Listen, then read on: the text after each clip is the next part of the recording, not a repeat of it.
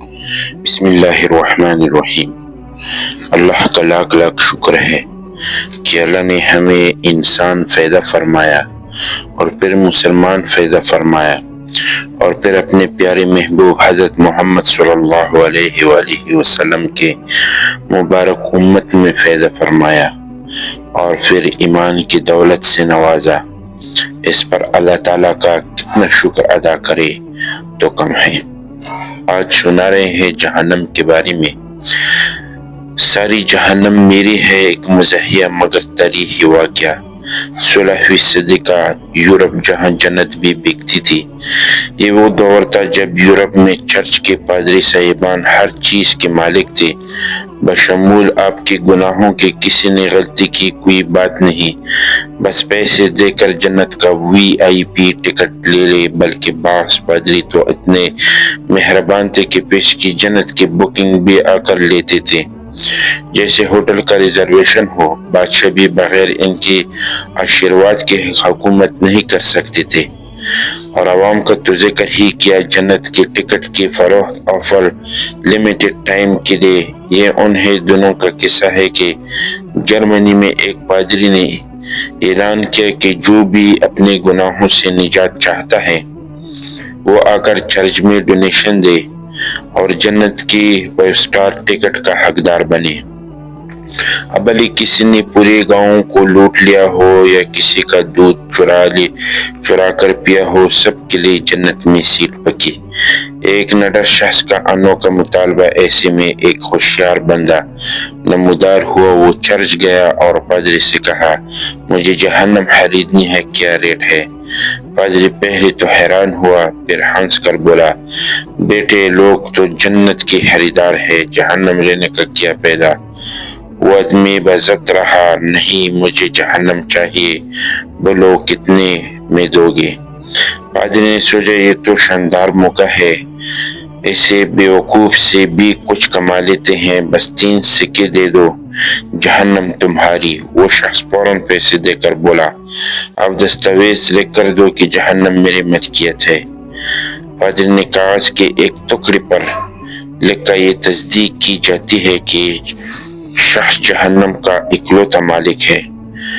Church کے مہر کے ساتھ اب وہ شخص خوشی خوشی شہر کے چوراہے پر جا کر کھڑا ہوا اور لوگوں کو اکٹھا کر کے اعلان کیا، سنو سب میرے پاس آؤ۔ جب بھیڑ جمع ہو گئی تو بولا، میں نے پوری جہنم خرید لی ہے، اب میں کسی کو بھی اس میں جانے نہیں دوں گا، لہٰذا جنت کی ٹکٹ خریدنے کی کوئی ضرورت نہیں، کیونکہ جہنم کا دروازہ بند ہو چکا ہے۔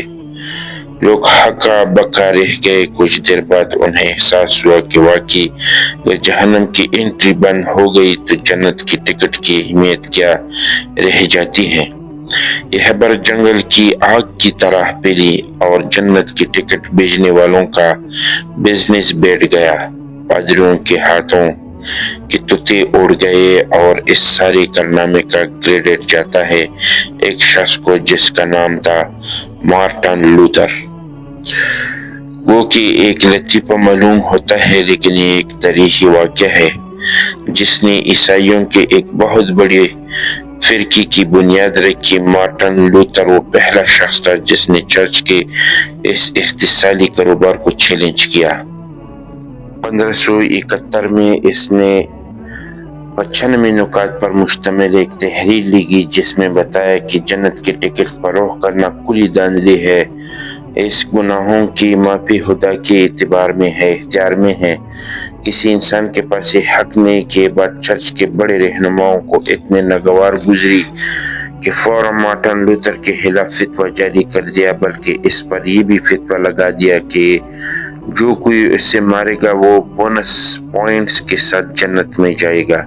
لیکن مارٹن لوتھر کو دبانا اتنا آسان نہیں تھا۔ اس کے نظریات اتنے مشہور ہوئے کہ ایک نیا عیسائی فرقہ وجود میں آیا جسے پروٹسٹنٹ کہا گیا، یعنی احتجاج کرنے والے، اور آج اس فرقے کے پیروکار دنیا میں تقریباً 800 ملین سے 1 بلین تک پہنچ چکے ہیں۔ ایک بات تو طے ہے، اس کی ذہانت نے ایک پوری مذہبی کاروبار کو بے نقاب کیا اور تاریخ کا دہرا بدل دیا، سو اگلی بار کوئی جنت کی شارٹ کٹ کا دعویٰ کرے تو مارٹن لوتھر کی کہانی یاد رکھنا۔ میرے محترم دوستوں اور بزرگوں، اللہ تعالیٰ نے ہماری اور تمہاری کامیابی اپنی دین میں رکھی ہے۔ اب یہ دین کیا ہے؟ اللہ کے احکامات کو ماننا اور پیارے نبی صلی اللہ علیہ وآلہ وسلم کی مبارک طریقوں پر اپنی زندگی بسر کرنا، اس کو دین کہتے ہیں۔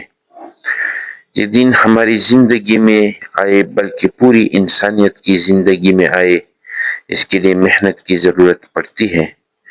اس محنت کے لیے ہمیں اپنا وقت، اپنا قیمتی وقت، اپنا قیمتی جان، اپنا مال اللہ کے راستے میں قربان کرنا ہوگا، تاکہ ہمارے آنے والی زندگی اور آنے والا وقت قیمتی بنے اور قیمتی ہو جائے۔ شکریہ۔